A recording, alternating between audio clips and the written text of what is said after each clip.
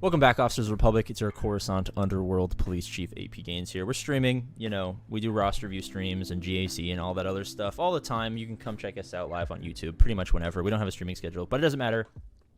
It is Massive PP March. We're closing in. Subscribe, all that good stuff.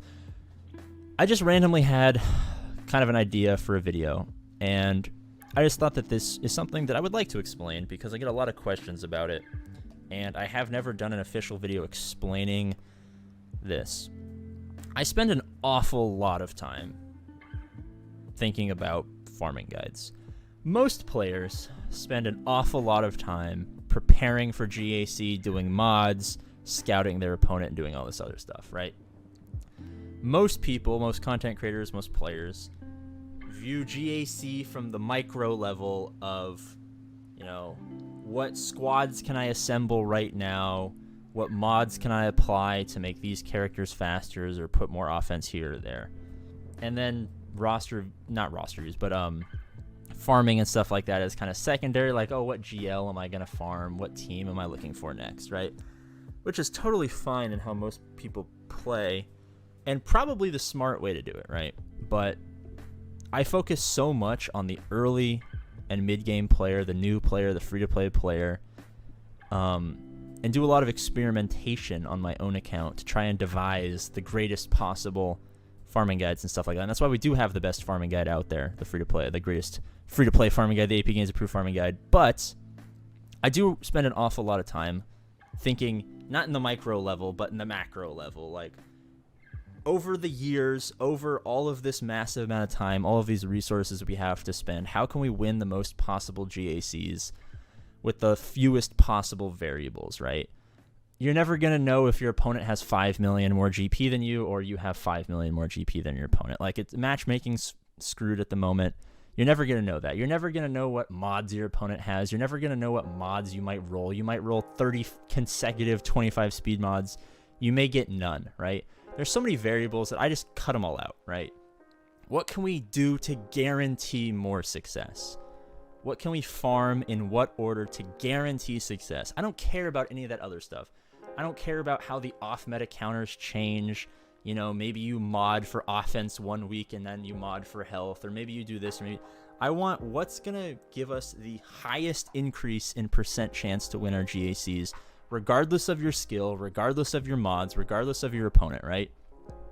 So a lot of people are asking me, like, what GL am I farming, what characters I'm farming, why I do the things that I do. And most players play in a certain way, and we created the farming guide 2 years ago to counter that. Now, every time that changes, we have to predict that. And so far, we've been pretty successful predicting. Eventually, it will stop working, right? Before double drops, or before accelerated rate, we were picking characters you can get up quickly. Once that happened, it made it better. They did GAC changes. We've been punching up in GP and skill for so long that just allowed us to climb even farther, right? Now fleets are more important in Kyber. We've been farming fleets. We know fleets are the most important part of the mid game. So every time GAC changes, we've been prepared, which is why I spend hundreds of hours. I literally will type Star Wars Galaxy of Heroes into YouTube and watch every GAC fight, every commentary video, every YouTuber, every Twitch streamer. I intake all the information because I just want to make sure that I have all of that juicy data right there, so that when I update or change the greatest free-to-play farming guide, the APGAINS approved farming guide, that it gives you the maximum possible victory. And I've come to a point where I spent literally hours a day. I'm farming Jedi Knight Luke, right? I spend literally hours a day thinking about this. I'm farming Jedi Knight Luke. I'm pretty close. I have most of the characters. I just need to relic like 3 or 4 of them, and we'll have Jedi Knight Luke. And then the obvious next step for most players is to then get JML, right? And I'm thinking, JML is either the second or the third best GL, depending on what your GP is, depending on how you use it. So now I have to think about, in terms of the farming guide, like, is it worth an Old Ben Relic 5, a Jedi Training Rey Relic 7, bumping up C-3PO from 3 to 5? We already have a 3PO at Relic 5. Is it worth getting Mothma up to 5? Is it worth R2-D2 to 7? Han Solo and Chewbacca are already at 5. Bringing them up to 6 means nothing.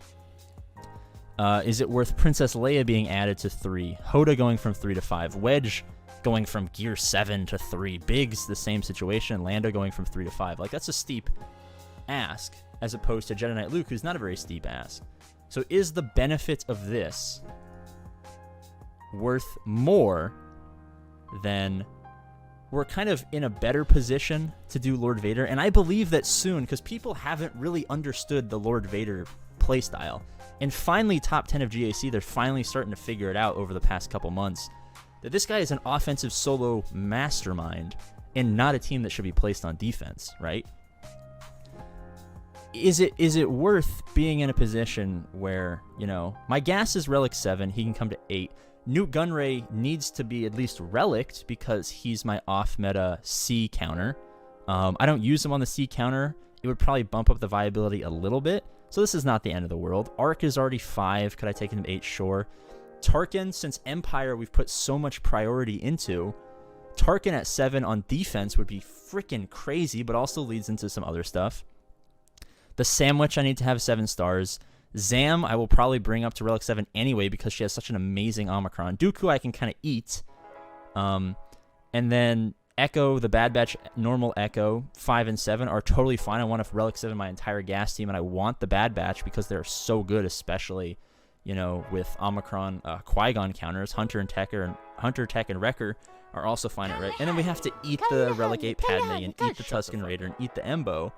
But I think Lord Vader will probably just bring that offensive firepower, and I kind of like those requirements a little bit more. The JML requirements give you a Mon Mothma team, you know, half of a Star Killer team that I won't have for years, and then a little bit better fleets, and can arguably be better in terms of efficiency over Lord Vader as a whole. Like 2 and 3, it's definitely up for dispute between these two. And I haven't decided. I literally have not decided yet. I'm going to get Jedi Knight Luke, and then I guess I'm just going to figure it out. I don't know. I don't know what I'm going to do, but this is like what I spend all of my time thinking about. I don't think about, like, I don't even know, like, GAC is half over, maybe a little bit more than half over right now. I have not even opened it. I forgot to do my round 1 GAC. My round 2 opponent, like, was just so much larger that I couldn't beat them. Even though we tried ships only defense. Love it. You should try it too. I don't even know what round 3 looks like, because I'm putting all my attention into figuring out, like, these kind of problems to help you guys. So if you guys wanted just a quick update on what the account's looking like, but also the kind of the problem in terms of the greatest free-to-play farming guide that I'm trying to solve as we move into, like, year 2 of the farming guide, because realistically the farming guide is going to be years long. Players are going to start at different points. Sometimes you leave, come back. You have certain teams you don't. That's why APGAINS.com, we have it all itemized, listed out, so you can follow it. This is the problem I'm trying to solve. I don't know the solution yet. I guess in a month or so, by the time I have Jedi Knight Luke, I'll probably have to figure out the solution to that problem. But I just wanted to give you guys a little bit of insight into what I spend all of my time working on, because a lot of you guys don't see me stream GACs, because honestly, like, I don't know. Matchmaking sucks. I only play ships on defense. GACs can be fun, but oftentimes they're annoying. We win a lot. This is where I prefer to put my focus, because I feel like this is where the most good can happen from my efforts, from my brain power. I have a very small brain, also a very small penis, but I feel like this is definitely where I'm going to put my effort. Massive PP March. Comment Massive PP. Subscribe. We're trying to get 16969 subscribers. We're not going to do it by the end of March, but maybe we can have a funny name for April and we'll get there eventually. When we do get 16969 subscribers, we will Relic 7 our cup. As always, I love you, and I will see you later. Bye-bye.